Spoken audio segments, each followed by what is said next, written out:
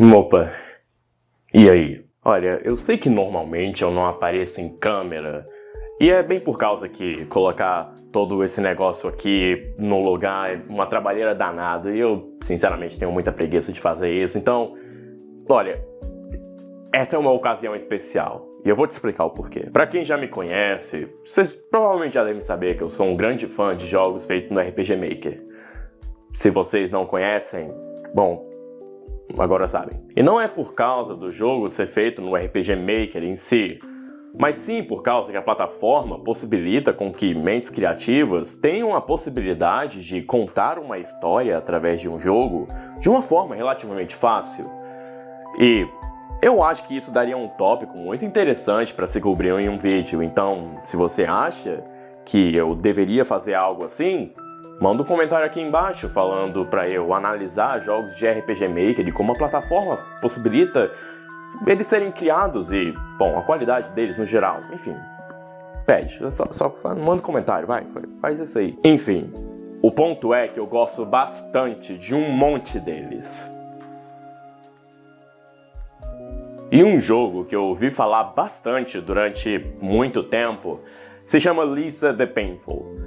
Se você procurar na internet por listas falando de bons exemplos de jogos no RPG Maker, pode apostar que ele vai estar bem ali.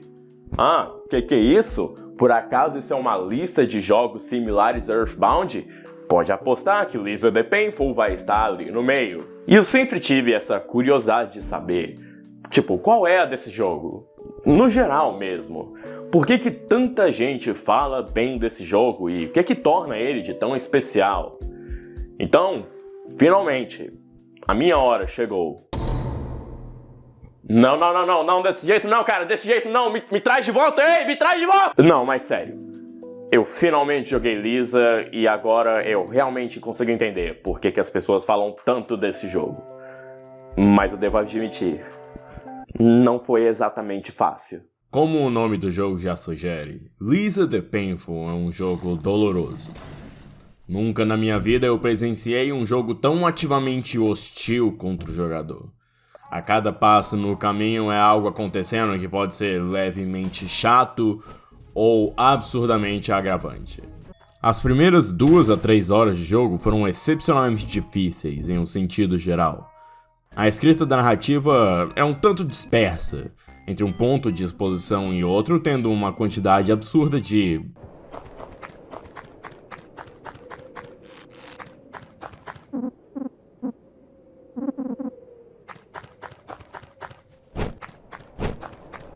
nada. Meio que literalmente nada. Você anda de um lado pro outro explorando os diversos cantos de Olaf à procura de, sei lá, qualquer coisa, e encontra as mais diversas situações diferentes. Nesse conteúdo paralelo, você consegue realmente ver que o mundo é totalmente fodido e as pessoas estão completamente loucas. Aqui é onde o jogo, em grande parte, demonstra o seu lado humorístico. Da mesma forma como você veria em um jogo como Earthbound. Se Earthbound fosse inteiramente focado em piadas de coisas que você encontraria escritas na parede de um banheiro público. Esse foi um dos meus maiores problemas com Lisa. A escrita de praticamente tudo não relacionado com a história principal simplesmente não me pegou. Olha, eu curto piadas de quinta série, mas quando todas as piadas são de quinta série, elas começam a perder a graça. Cara, você já viu algum comediante da quinta série? Ponto provado. Sendo sincero, eu nem tenho certeza como que eu consegui aturar essas primeiras horas do jogo. Vai ver, eu simplesmente tenho muita paciência. Ou então o jogo em si até era divertido de se jogar. Eu não sei dizer. Olhando bem, o sistema de batalhas não é lá essas coisas, além do fato de ele meio que ser feito de uma forma onde as batalhas não são algo que você pode fazer apertando o botão de continuar. Mas fora isso, elas são totalmente normais em questão de um RPG de turnos com uma ênfase em investir status. Então, o que me fez continuar? Acho que fazer o review desse jogo como parte do review crew do servidor do podcast do Retro Hangover foi o que me fez continuar além dessas primeiras horas. O jogo não é tão miserável ao ponto de eu me sentir forçado a deixar ele de lado. Então, o incentivo de fazer uma análise junto de outras pessoas foi definitivamente um incentivo. E ainda bem que foi o caso, pois o resto do jogo é fenomenal.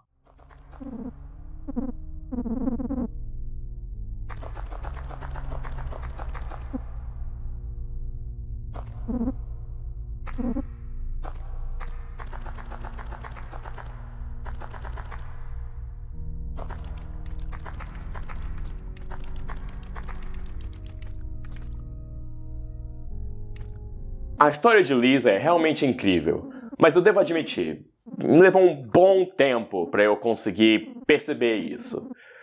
Durante o jogo, o personagem principal, Brad, ele encontra uma diversa quantidade de figuras diferentes no caminho que se juntam a você para fazer parte do seu grupo. Alguns deles são cada vez mais excêntricos do que os outros. Durante o jogo, você pode parar nessas fogueiras, onde você pode descansar, e pode acontecer de você ver uma cutscene que detalha uma personalidade de algum integrante do seu grupo no momento. Algumas delas são nada demais.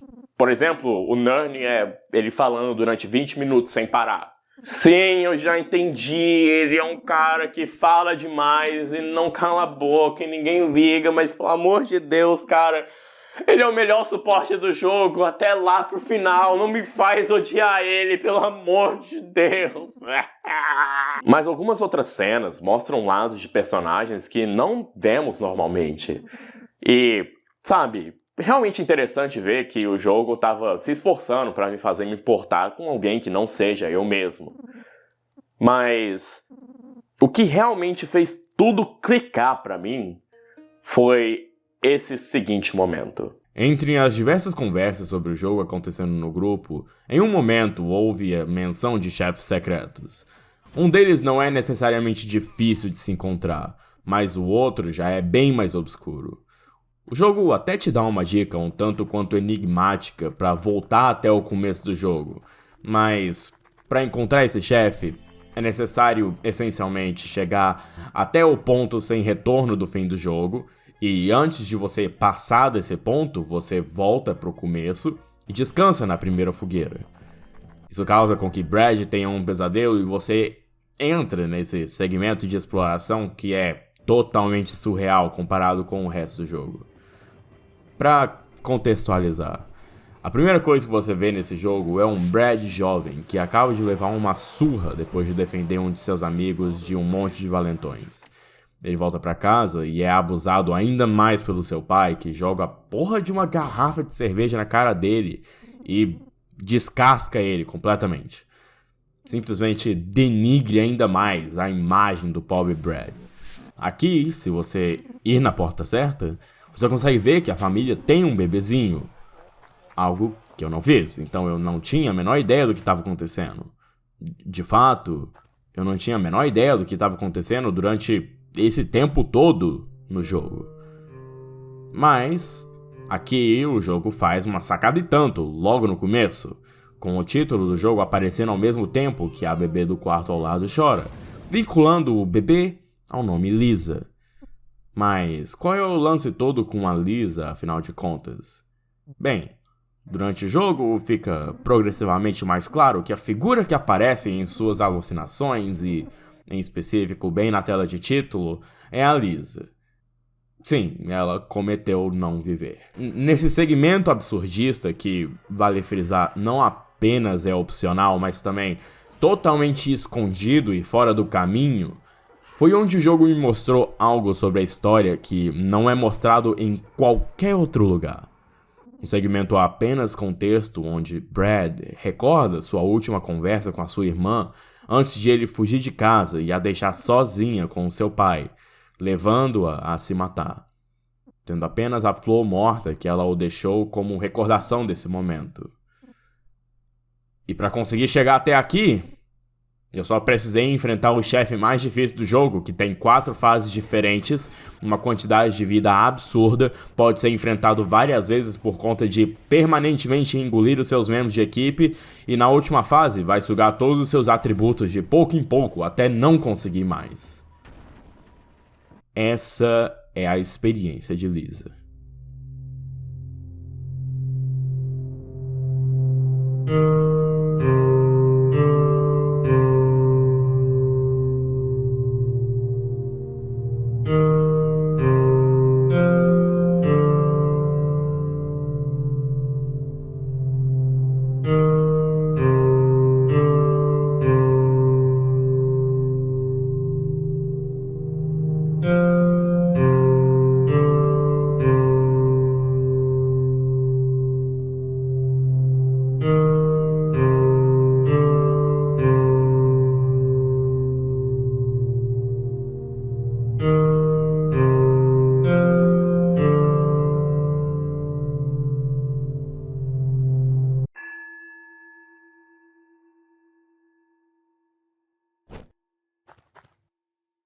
Lisa conta a história de Brad Armstrong, um habitante do mundo de Olaf que é populado apenas por homens após a aparente extinção de todas as mulheres do mundo, depois de um evento denominado como O Clarão. Todas as mulheres, exceto por uma. Um bebê que Brad encontra no meio do nada e decide tomar conta e proteger, em vez de entregar ao Randall para fins de repopulação, porque ele a vê como uma oportunidade de se redimir aos seus erros quanto a Lisa. Na cena inicial do jogo, vemos como Brad, junto de seus amigos, toma a responsabilidade de cuidar da Buddy de tal forma que ele até para de tomar uma certa droga chamada alegria.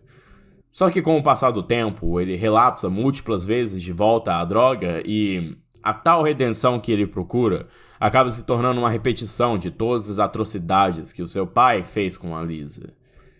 Só pra deixar bem claro, pra saber realmente as coisas que possivelmente aconteceram com a Lisa e entender muito melhor do que se tratam os problemas relacionados ao Marley, que é o pai dos dois, além de ele ser apenas um maluco abusivo, você precisa jogar Lisa the First. Como dá pra perceber, eu não tinha a menor ideia que esse jogo existia, até eu já estar muito a fundo nesse aqui em particular. E eu diria que é absolutamente necessário ter esse conhecimento prévio. Caso contrário, Lisa the Painful acaba perdendo uma boa parte do seu impacto como uma história. Enfim, o tempo passa e Brad se encontra mais uma vez no meio de um relapso e é acordado por um cachorro latindo e um maluco em cima de uma árvore. Depois de explodir o cachorro e resgatar o cara da árvore, Brad volta para casa para encontrar um massacre. E a notícia é que a Buddy foi levada. E aqui começa a jornada de Brad para resgatá-la. Não leva muito tempo depois do começo do jogo para você perceber que Lisa te odeia e vai fazer de tudo para mostrar que você, o jogador, tem mesmo é que se fuder. Logo no começo, você encontra aquela gangue de valentões que te deram uma surra naquela cutscene do começo do jogo e eles tomam o Terry de refém. Essa é uma das primeiras vezes que o jogo vai te dar opções entre escolher duas escolhas igualmente péssimas. Qual vai ser a escolha, grandão? O seu amigo ou todos os seus itens? O seu braço ou a vida do melhor suporte do seu grupo? Seu filho da puta, você me deixou depois de tudo que eu fiz por você! E pode ter certeza que toda ação que você escolher vai ter algum tipo de consequência grave pra você. Ou você perde os integrantes do seu grupo que, ok, beleza, são substituíveis, mas não necessariamente descartáveis, ou então você tem que fazer algum tipo de sacrifício próprio. Talvez perder os 2 braços não seja tão ruim assim, se você não ficasse de abstinência a cada 2 segundos! A pior parte é que nessas situações, você provavelmente vai acabar perdendo as suas revistas do processo. Sim, as revistas são a forma de câmbio desse jogo. Elas são revistas de putaria. E não tem muitas formas boas de conseguir revistas no jogo. What the fuck? E não tem muitas formas boas de conseguir uma quantidade decente de revistas. O jogo tem muito pouco encontro aleatório e os que existem, ou eles não te dão nenhuma revista, ou eles te dão uma quantidade muito pequena.